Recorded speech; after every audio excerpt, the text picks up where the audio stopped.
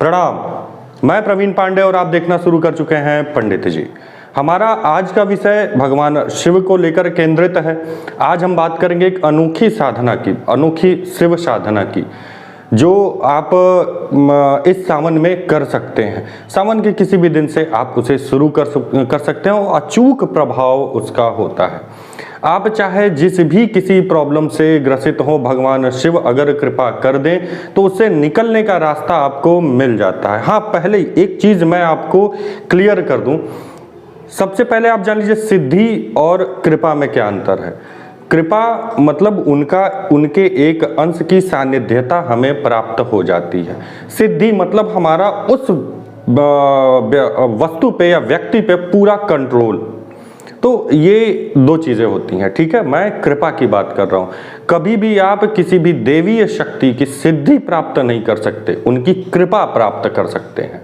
तो may be कि ये चीज़ क्लियर हो गई होगी आपको। और वैसे ये टॉपिक बहुत बड़ा है, इस पे मैं किसी और दिन एक सेपरेट वीडियो बना दूंगा। आज हम बात करते हैं अनोखी शिव साधना की। देखिए, इस साधना में आपको बहुत ज़्यादा चीज़ों की आवश्यकता नहीं है। इसमें कुछ ही चुनिंदा चीज़ों की आवश्यकता है, कुछ चुनिंदा स्थानों की आवश्यकता है।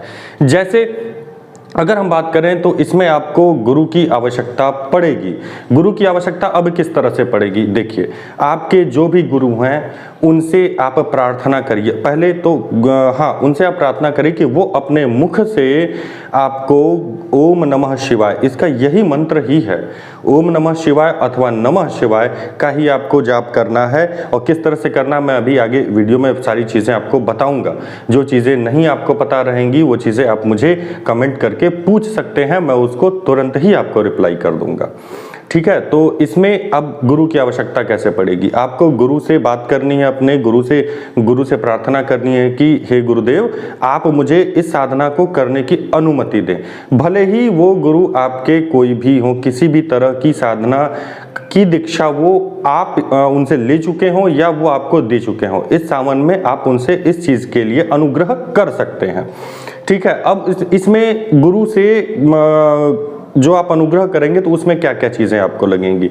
अगर आपके गुरु मान जाते हैं, गुरु आपके पास हैं, तो आप क्या करिए कि धोती है, गमछा है, 5 फूल के बर्तन ले लीजिए। इसके अलावा वेदों में से कोई एक वेद हो तो एक वेद ले लीजिए, सामवेद हो, यजुर्वेद हो, अथर्ववेद हो, या कोई भी एक वेद आप ले लीजिए जो भी आसानी से आपको मिल जाए। अगर नहीं मिल रहा है तो कोई दिक्कत नहीं, आप गीता का छोटा सा एक किताब ले लीजिए, छोटी गीता आती है, गुटका आती है, उसको आप ले लीजिए। ये चीज़ें ले लीजिए, एक माला, रुद्राक्ष की माला या स्फटिक की माला ले लीजिए, एक आसन ले लीजिए। ये गुरु को आपको देना है, ठीक है। अगर आपके गुरु आपसे मिलने योग्य, मतलब वॉकिंग डिस्टेंस पे या आप उनसे मिल सकते हैं, ऐसी परिस्थिति हो, तो आप स्वयं ही गुरु को ये चीज़ें दें और उनसे अनुग्रह करें कि गुरुजी इसे आप स्वीकार करें और मुझे आदेश दें कि मैं शिव साधना कर सकूं इस सावन में, ठीक है। सोने पे सुहागा वो होगा अगर गुरुदेव पंचोपचार या दशोपचार विधि से आपकी पूजन, शिव जी का पूजन करवा दें, ये बहुत उत्तम होगा। अगर नहीं हो सकता है तो उनसे बस आशीर्वाद ले लीजिए।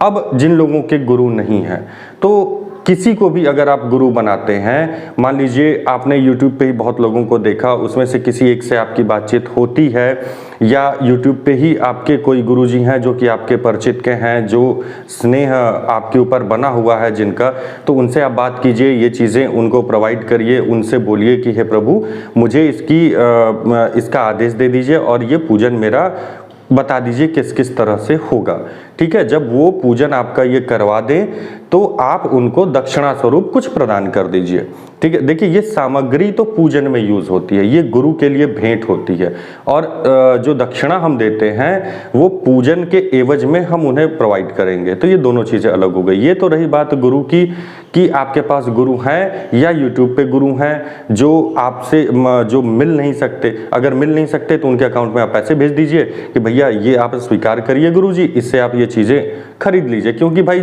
पता चला कि आपने ये सारी सामग्री लगभग 2-2.5 हज़ार रुपए के लगभग में आएगी। अगर आप 2,000 रुपए की सामग्री ले रहे हैं, उसको कुरियर से उनके पास भेज रहे हैं, तो वही जो है 500-1000 रुपए वो और बढ़ गया एक्स्ट्रा खर्चा। तो इससे बढ़िया कि आप उनके अकाउंट में भेज दीजिए, वो अपना परचेज कर लेंगे। ठीक है, तो ये तो रही बात गुरु की। अब आप इस साधना को कैसे करेंगे? देखिए, इस साधना के लिए मैं आपको स्ट्रांगली रिकमेंड करूंगा। एक जरूरी सूचना आप लोगों तक पहुंचानी थी। मैं एक नया चैनल ओपन किया हूं टेक्नोलॉजी से संबंधित, मतलब फ़ोन का रिव्यू है, उस पर फ़ोन के बारे में बताना, नॉट रिव्यू। ठीक है, मैं अपने विचार उस पर रखता हूँ। न्यूज़ जो भी मैं खबर, बेसिकली आप ये समझ लीजिए कि मैं अपने समय का सदुपयोग करता हूँ। जो लोग पुराने हैं इस चैनल पे वो अच्छे से जानते हैं कि मैं एक कंप्यूटर इंजीनियर रहा हूँ। सैमसंग में बहुत साल मैंने काम भी किया है। सो वो अटैचमेंट कहीं ना कहीं अभी भी है, और मैं अपने समय का सही उपयोग करता हूँ। कैसे? मैं क्या करता हूं कि जब भी पेपर पढ़ता हूं सुबह, उस समय जब पेपर पढ़ने के बाद अपने खाली समय में जब योगा करके मैं खाली होता हूं, तो उस समय मैं जो भी कुछ पढ़ा रहता हूं उसका एक वीडियो बनाकर, उसमें से एक खबर चूज कर लेता हूं, उस पर एक वीडियो बनाकर चैनल पे डाल देता हूं। इस चैनल का लिंक, चैनल का नाम है इंडिया न्यूज़। इस पे आपको हर तरह की खबरें मिलेंगी। फिलहाल शुरुआत में बहुत ज़्यादा एडवांस खबरें तो नहीं है, लेकिन मुझसे जो भी हो सकता है चुनिंदा चीज़ें वो मैं यहाँ पर अपलोड करता हूँ। वो टेक से संबंधित हो, टेक्नोलॉजी से संबंधित हो, अथवा राजनीति से संबंधित हो, या किसी भी तरह की खबरों से संबंधित हो। आपसे विनती यह है कि जिस तरह से आप लोग अपना प्यार मेरे इस चैनल को दे रहे हैं, मुझे दे रहे हैं, उसी तरह से इंडिया न्यूज़ को भी अपना स्नेह बनाए रखें और उसे भी जाके सब्सक्राइब कर लें। डिस्क्रिप्शन में आपको लिंक मिल जाएगा। धन्यवाद। कि आप स्फटिक की माला का प्रयोग करेंगे। इसमें जो आपका वस्त्र होगा वो वस्त्र सफ़ेद रंग का होगा, मतलब सफ़ेद धोती, सफ़ेद गमछा और सफ़ेद आसन होगा। ठीक है, ये चीज़ें होंगी। पंचोपचार विधि से पूजन होगा। पूजन कैसे होगा? और रोज रोज इसमें आपको पूजन नहीं करना है, इसमें आपको एक बार पूजन करना है। जब आप संकल्प ले रहे हैं, तो अगर गुरु अवेलेबल हैं पूजा करवाने के लिए, तो गुरु के द्वारा पंचोपचार या दसोपचार विधि से शिव परिवार के, शिव जी की पूजा कर लीजिए, गौरी गणेश की पूजा कर लीजिए, नवग्रह की पूजा कर लीजिए। अगर उपलब्ध नहीं है, गुरुजी फ़ोन पे हैं, मतलब ऑनलाइन वाले आपके गुरुजी हैं, तो आप उनसे अनुग्रह करिए, उनसे विनती करिए कि प्रभु आप फ़ोन पे ही मंत्रों को बोल दीजिए, बता दीजिए कैसे करना है, मैं कर दूंगा, ताकि आपके मुख से निकलते हुए मंत्रों को मैं सुन सकूं। ठीक है, ये चीज़ कर लीजिए। अगर फिर भी अवेलेबल नहीं होते हैं, तो आप जो है गुरुजी को ये चीज़ें प्रोवाइड कर दीजिए। प्रोवाइड करके उनसे केवल आदेश ले लीजिए। आदेश लेकर आप स्वयं ही पंचोपचार विधि से पूजन कर लें। पंचोपचार विधि का पूजन आपको नहीं आता तो आप मुझे कमेंट करिए, मैं वो एक सेपरेट वीडियो बना के आपको बता दूंगा। हाँ, वीडियो के पहले ही मैं आपको फ़ोन करके बता दूंगा कि भाई इस तरह से पंचोपचार विधि से पूजन होगा, दसोपचार विधि से पूजन होगा, ताकि आपकी पूजा बाधित न हो। अब करना क्या है कि जब आप पहले दिन संकल्प ले लिए, पंचोपचार विधि से पूजन कर लिए, तो अब आपको कुछ स्थानों का चयन करना है। इस साधना को आप अपने घर में नहीं करेंगे। अब इसको कैसे करेंगे? ये बेसिकली साधना नहीं, ये एक तरह की तपस्या कह लीजिए। कोई भी नदी का तट हो, पोखरा हो, कोई मंदिर हो, कोई शिवालय हो, या गौशाला हो, या कोई बागीचा हो, अथवा आपके घर में या बागीचे में समी का वृक्ष लगा हो, बेल का वृक्ष लगा हो, ये चीज़ें अगर लगी हुई हैं, ये चीज़ें हैं, तो उनके यहाँ बैठकर आप मंत्रों का जाप करेंगे। और कैसे करेंगे? अब मान लीजिए पहले दिन तो आपने पंचोपचार विधि, दसोपचार विधि, जिस तरह की यथाशक्ति आपने पूजन किया। अब उस दिन शाम को आप नदी तट पे चले गए, या आपके घर के आसपास में कोई पोखरा है, आप वहाँ चले गए। वहाँ जाकर थोड़ा सा जल लीजिए, पोखरे में से ले लीजिए या नदी में से जल ले लीजिए, या अपने पास एक लुटिया रख लीजिए। लुटिया से उसको वहाँ पे थोड़ा सा पानी छिड़क के ओम पवित्रम बोल के वहाँ पे अपने आसन को बिछाइए, वहाँ बैठ जाइए और मानसिक रूप से आप करन्यास कर लीजिए। पॉसिबल हो तो फिजिकली करन्यास कर लीजिए। ठीक है, फिजिकली करन्यास कर लीजिए, पवित्रीकरण कर लीजिए अपना। इसके बाद मानसिक रूप से भगवान शिव को याद करते हुए उनको नमन करिए, उनसे आदेश लीजिए।